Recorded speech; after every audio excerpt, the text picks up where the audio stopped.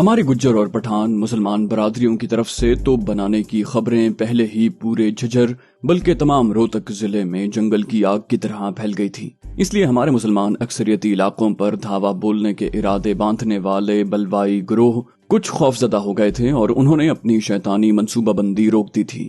پھر جب توپ سے گولہ داغا جانے کے دھماکے کی آواز 10 میل دور جہانگیر پور اور باغپور تک سنی گئی تو بلووں کی منصوبہ بندی کرنے والوں میں تہلکہ مچ گیا۔ اتنا کہہ کر سفیر احمد نے اوشا کی طرف دیکھا۔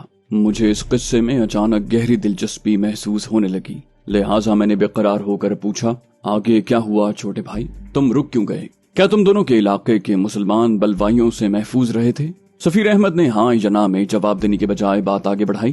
بولا، توپ داغنے کی شہرت پھیلی تو جھجھر کی مسلمان آبادی کے حوصلے بلند ہو گئے اور باقی علاقوں کے مسلمان بھی ہمارے محلے میں آ کر بسنے لگے، جس سے اس محلے پر بلوائیوں کے حملے کے امکانات مزید کم ہو گئے۔ ادھر ہمارے محلے کے نمبردار چودھری چندو گجر نے اپنے بزرگ ساتھیوں کے مشورے سے فیصلہ کر لیا کہ باقی علاقوں کے مسلمانوں کی طرح اپنا گھر بار، مویشی اور زرعی زمینیں چھوڑ کر ہجرت نہیں کریں گے، بلکہ بلوائیوں کے ہر حملے کا منہ توڑ جواب دیا جائے گا۔ سفیر احمد اپنے خیالات مزید ترتیب دینے کے لیے چند ثانیوں کے لیے رکا اور پھر بولا، مگر بدقسمتی سے ہمارے محلے کی ہندو برادری نے ان کے ارادے خاک میں ملا دیے، جن میں اوشا کے پتا پیش تھے۔ اتنا کہہ کر وہ غالباً اوشا کی دل شکنی کے خیال سے خاموش ہو گیا۔ تبھی اوشا نے اپنی ہمت یکجا کر کے گفتگو کی ڈور سنبھال لی۔ وہ بولی، ہندوستان بھر سے مسلمانوں کے گھر بار چھوڑ کر پاکستان جانے کی خبریں آنا شروع ہوئی ہی تھی کہ میرا باپ اپنے محلے کے مسلمانوں کی زمین جائیداد پر قبضہ جمانے کی امید لگا کر بیٹھ گیا۔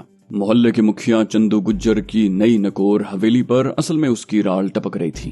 جب اسے مسلمانوں کے ہجرت نہ کرنے کے فیصلے کا پتہ چلا تو وہ بہت مایوس ہوا اور تو بنانے اور داغنے کے کامیاب تجربے نے تو اس کی ہمت توڑ دی۔ اوشا کے الفاظ اس کی ذہانت اور کھرے پن کی نشاندہی کر رہے تھے۔ اپنے باپ کے خلاف بولنا اس کی انصاف پسندی اور تعصب سے بیزاری کی گواہی دے رہا تھا۔ اب وہ میرے ابتدائی تاثر کے برعکس کہ وہ ایک ڈرپوک چھوئی موئی قسم کی لڑکی ہے، اب نہایت بہادر دکھائی دے رہی تھی۔ قدر توقف کے بعد اس نے مستحکم لہجے میں بات آگے بڑھائی۔ بولی، مگر میرا باپ اتنا آسانی سے ہار ماننے والا نہیں تھا۔ بیٹھے بٹھائے ہاتھ آتے دولت کے ڈھیر سے وہ کیسے دستبردار ہو سکتا تھا؟ وہ اپنے ہی جیسے کچھ اور لوبھیوں کے ساتھ مل کر گجروں اور پٹھانوں کے اس توپ والے حربے کا کوئی توڑ ڈھونڈنے میں لگ گیا اور پھر اس نے ایک سازش تیار کر لی۔ یہاں تک پہنچنے پر اوشا کے لہجے میں ایک طرح کی حقارت اور نفرت در آئی جو یقیناً اپنے باپ کے لیے ہی تھی۔ وہ بولی، مسلمانوں نے توپ کے 10-12 گولے بنائے تھے، ان میں سے ایک گولہ چوری ہونے کے بعد انہوں نے سارے گولے چندو گجر کی بیٹھک میں رکھے ایک بڑے صندوق میں بند کر کے 2 بھاری بھرکم تالے لگا دیے۔ بچے ہوئے بارود والی 1.5 بوری ایک دوسرے مقفل صندوق میں رکھی۔ دوسرے صندوقوں کی ساری کنجیاں چندو گجر ہر وقت اپنے قبضے میں رکھتا تھا۔ یہ سب باتیں میرا باپ بھی جانتا تھا۔ اس نے چندو گجر کے بھینسوں کے طویلے میں کام کرنے والے ایک ہندو آہیرا گوالے کو پیسے دے کر مالک کی جاسوسی پر لگا دیا۔ اس نے جلد ہی پتہ لگا لیا کہ چودھری گھر سے باہر جاتے ہوئے وہ اپنی کنجیاں اپنے چوبارے کی ایک الماری میں چھپا دیتا ہے۔ بس پھر ایک دن اس گوالے نے موقع پا کر وہ چابیاں چرا کر میرے باپ کے پاس پہنچا دیں۔ اوشا کی یہ بات سن کر مجھے اپنے وجود میں اضطراب کی ایک لہر محسوس ہوئی، مگر جو کچھ بیت چکا تھا اس پر کڑنے کا بھلا کیا فائدہ تھا؟ لہٰذا میں نے اوشا کی طرف سے متوجہ ہو کر اس سے قصہ آگے بڑھانے کی خاموش درخواست کی۔ اس نے پجمردہ سے لہجے میں کہا، وہ جمعے کا دن تھا، محلے کے سب مرد مسلمان مسجد چلے گئے۔ چودھرائن مردانے میں صرف صفائی کروانے آتی تھی۔ موقع تاڑ کر اسی آہیر گوالے نے بیٹھک کا دروازہ اندر سے کھول دیا۔ میرا باپ پہلے ہی ساری تیاری کر کے بیٹھا تھا۔ وہ اپنے 3 ساتھیوں کے ساتھ چودھری کی بیٹھک میں داخل ہوا۔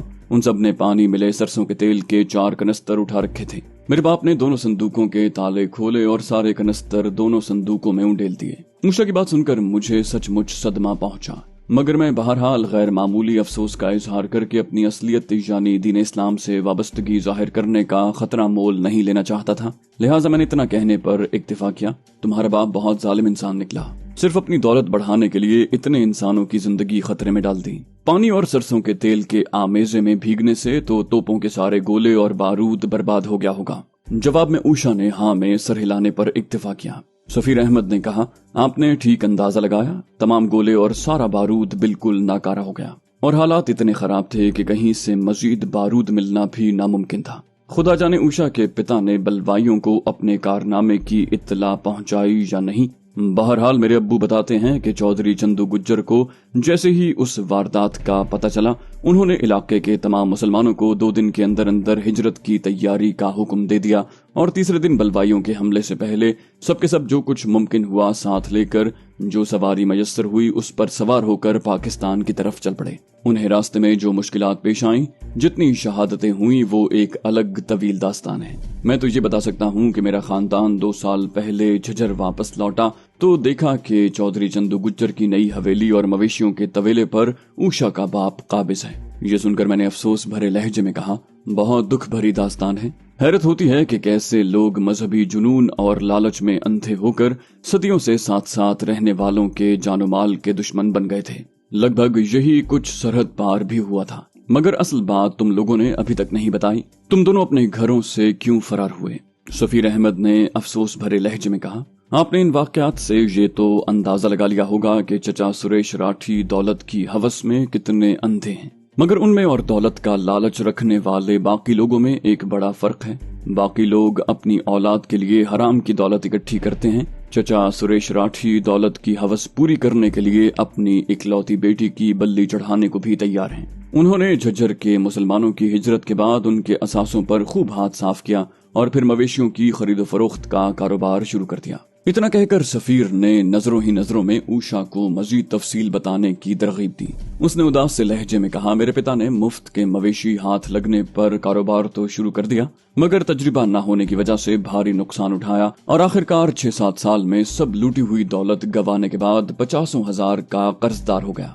और इस दौरान में मेरी रखवालन मेरी माँ भी मुझे दुनिया में अकेला छोड़कर चली गई। अचानक ही वो हौसला खो बैठी और एक बार फिर सिसक सिसक कर रोने लगी। मैं उसकी कैफियत अब काफी हद तक समझ सकता था। सफीर अहमद पहले ही इशारा कर चुका था कि उस पर बाप की तरफ से जुल्म किया गया था, मगर मैं चाहता था कि तफसील वो खुद बताएं। सफीर अहमद उषा को तसल्ली देकर कुछ देर चुप करवाने की कोशिश करता रहा। फिर बोला, चचा सुरेश राठी ने सबसे बड़ा जुल्म ये किया कि कारोबार चलाने की कोशिश में इलाके के शैतान सिफत थानेदार दीनानाथ मलिक से भी कर्ज लेता रहा और 2 महीने पहले 40,000 रुपए के कर्जे से जान छुड़ाने के लिए अपनी इकलौती बेटी उससे ब्याहने पर तैयार हो गया।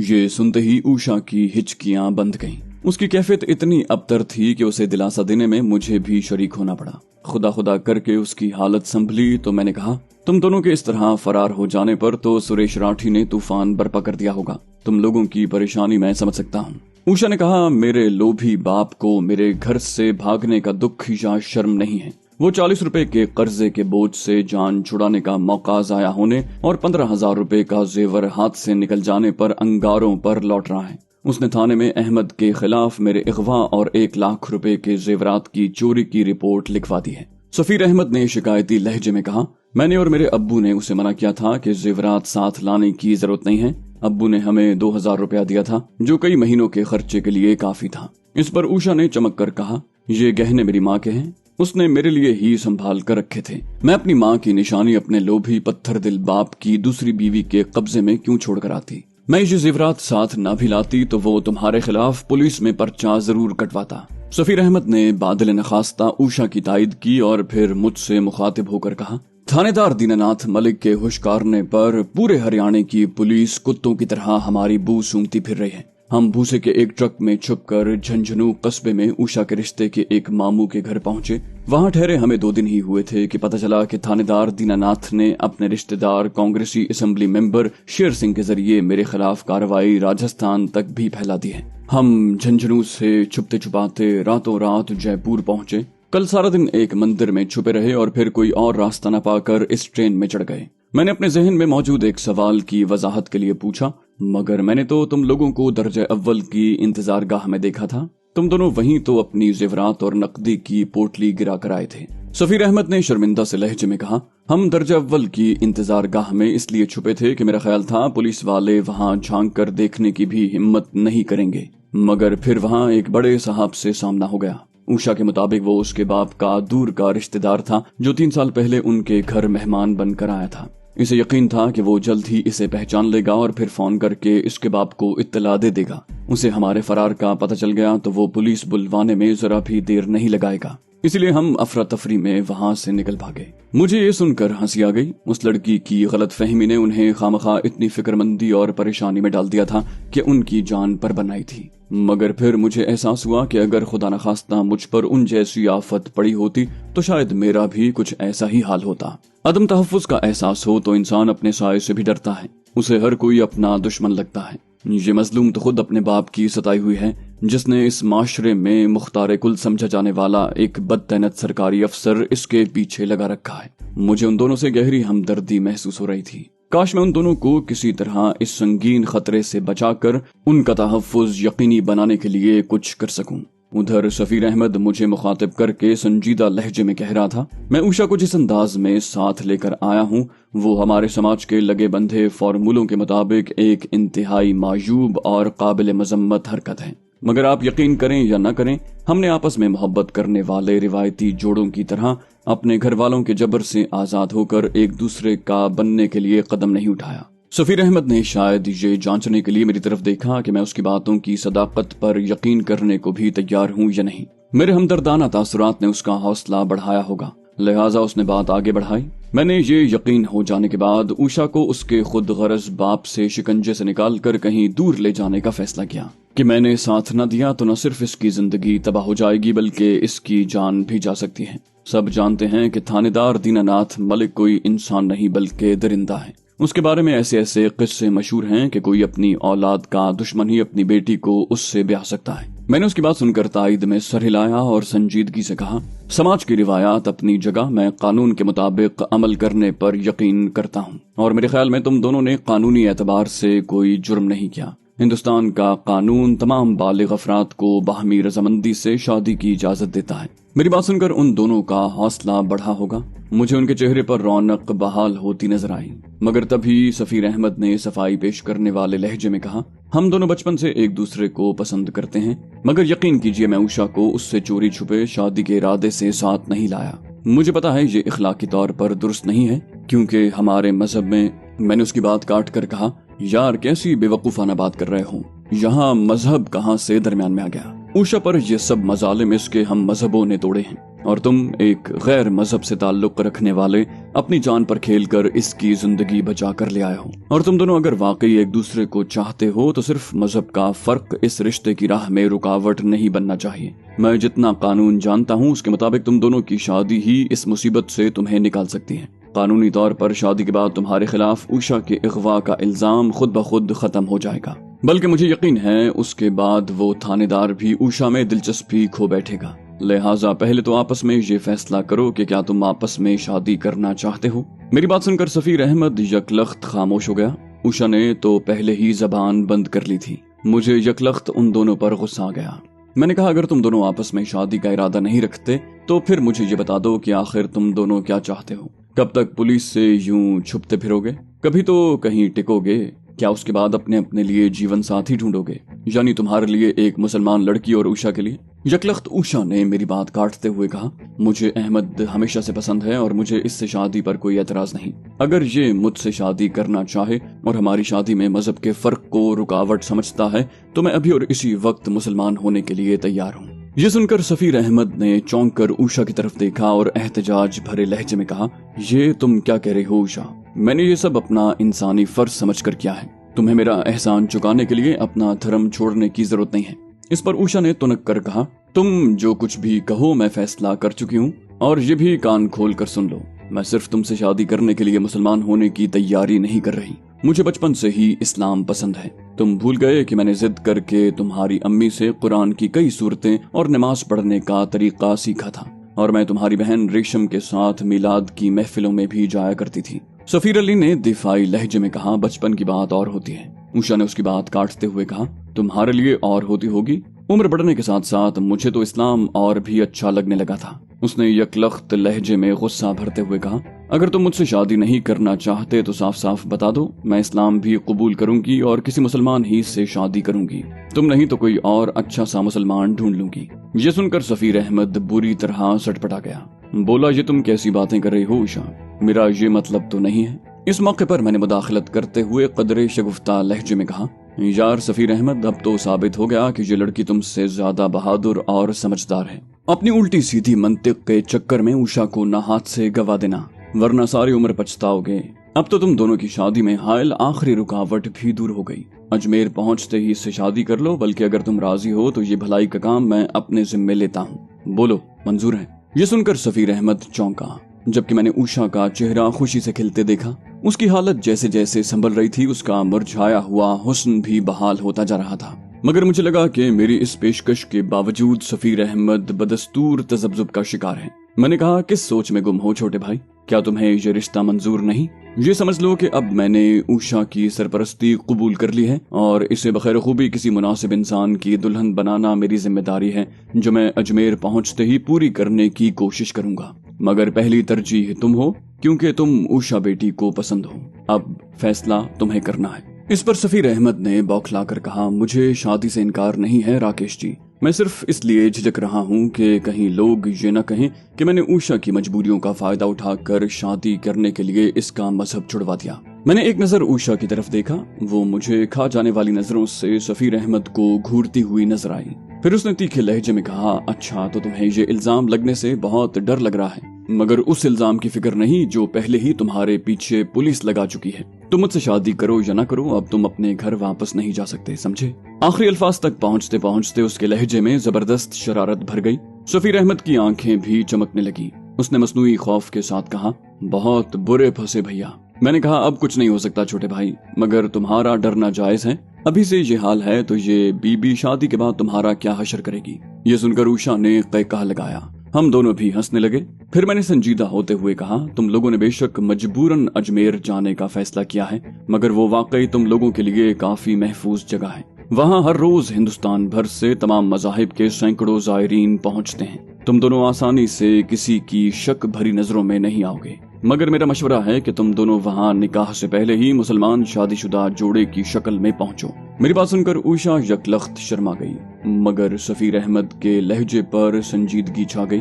बोला, आप ठीक कह रहे हैं राकेश जी, मगर बगैर निकाह के हम एक साथ कैसे रह सकते हैं? मैंने भी संजीदगी से कहा, तुम लोग फिक्र न करो, मेरे पास इस मसले का हल है, मगर उससे पहले जरूरी है कि तुम उषा को कलिमा पढ़कर मुसलमान कर लो, ताकि तुम दोनों के निकाह के लिए ये पहली शर्त तो पूरी हो जाए। फिर मैं बताऊंगा कि हमें क्या करना है। इससे पहले कि सफीर कुछ कहता, उषा ने मजबूत लहजे में कहा, अहमद पर यह जिम्मेदारी डालने की जरूरत नहीं है राकेश जी।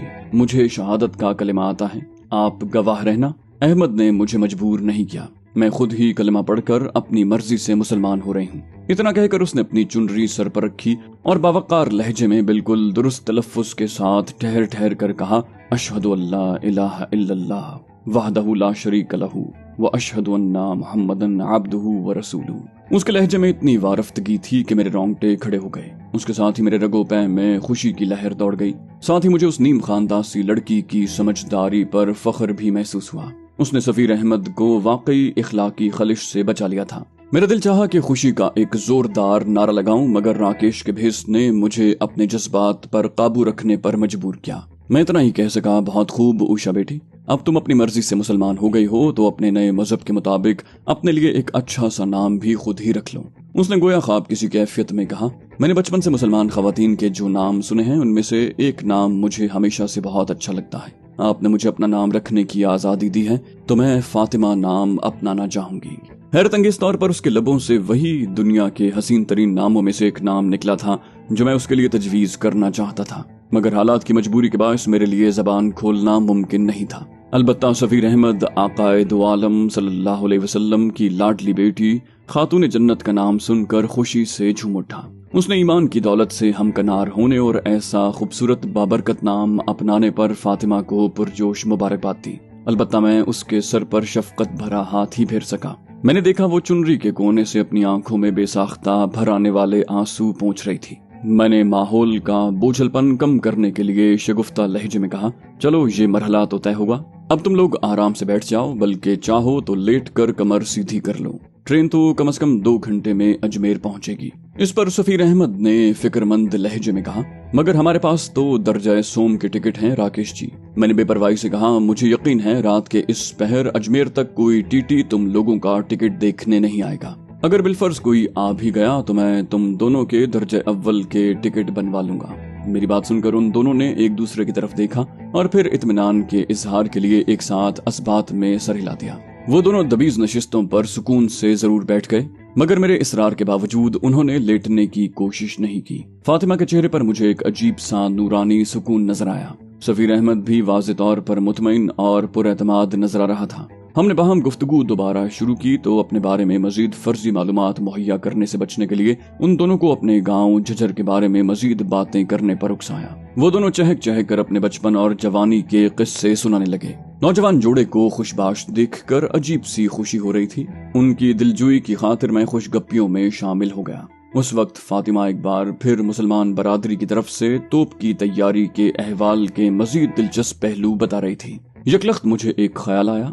मैं पहले भी उन दोनों से ये सवाल करना चाहता था, मगर गुफ्तगू ऐसा रुख मुड़ी कि वो सवाल दरमियान में ही रह गया। मैंने जल्दी से कहा, तुम लोगों ने पहले उस तोप का जिक्र करते हुए एक अजीब व गरीब बात बताई थी, वो कुछ समझ में नहीं आई। उन दोनों ने चौंक कर मुझे देखा।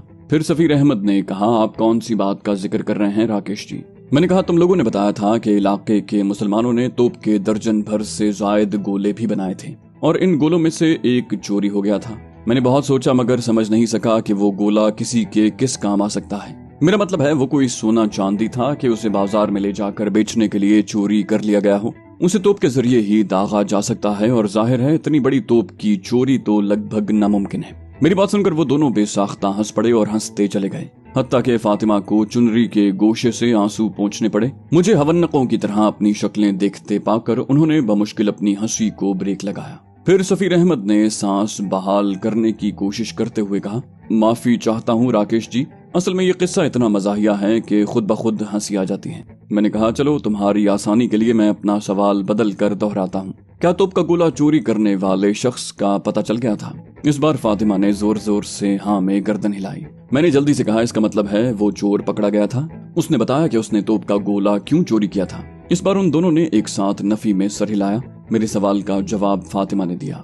बोली, वो सही सलामत हाथ लग जाता तो शायद चौधरी चंदू गुज्जर उससे सब कुछ उगलवा भी लेते, मगर इस चोरी के नतीजे में उसके जिस्म के कई टुकड़े हो गए थे और वो मौके पर ही चल बसा था। फातिमा की बात सुनकर मैं सचमुच चौंका। मैंने कहा, तुम्हारा मतलब है वो गोला चोरी करके ले जा रहा था कि वो उसके हाथ में फट गया? वैसे तो किसी के तोप का गोला चोरी करने वाली बात भी समझ में आने वाली नहीं है। मेरी बात सुनकर उन दोनों के चेहरे पर एक बार फिर जोर की मुस्कुराहट छा गई। गनीमत ये रहा कि इस बार उन्होंने अपनी हंसी काबू में रखी। फिर फातिमा ने संजीदा रहने की नाकाम कोशिश करते हुए कहा, सबसे पहले तो ये समझ लें कि हमारे झज्जर की ज्यादातर आबादी आज भी चिट्ठी अनपढ़ है, बल्कि शदीद दर्जे की गंवार है। मगर उनमें भी ताया रमजान और उनकी औलाद को गंवारों का सरदार कहा जा सकता था। तोप का गोला ताया रमजान के बड़े बेटे बरकत ने चुराया था। वो घर में भंगड़े डालती भूख की वजह से पहले भी चोरी चकारी की छोटी मोटी वारदातें करता रहता था। बस इस बार ताया रमजान समेत मोहल्ले के बुजुर्गों की तरफ से जूतों से इंसाफ करने के लिए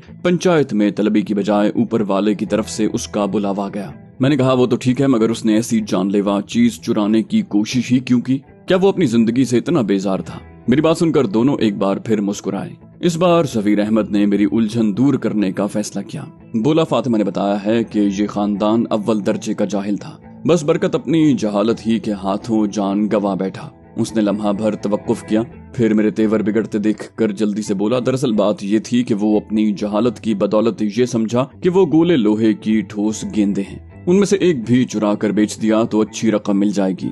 उसकी मौत आई थी, वरना हमारे इलाके के बहुत से लोग जानते थे कि लोहे के खोल के अंदर बारूद और दीगर कुछ कीमियाई मादों के साथ लोहे के बड़े बड़े नट बोल्ट भरे गए हैं। तभी फातिमा ने उसकी बात उचक कर कहा, हमारे ही मोहल्ले के एक जवान की मौत हंसने वाली बात तो नहीं है, मगर उसकी मौत इतने बेवकूफाना अंदाज में हुई थी कि मैंने उसकी बात काट कर कहा, शर्मिंदगी का इजहार करने की जरूरत नहीं है, उसने दरअसल खुदकुशी की है, यानी उसकी मौत में किसी का हाथ नहीं, इसलिए तुम खुल कर बताओ।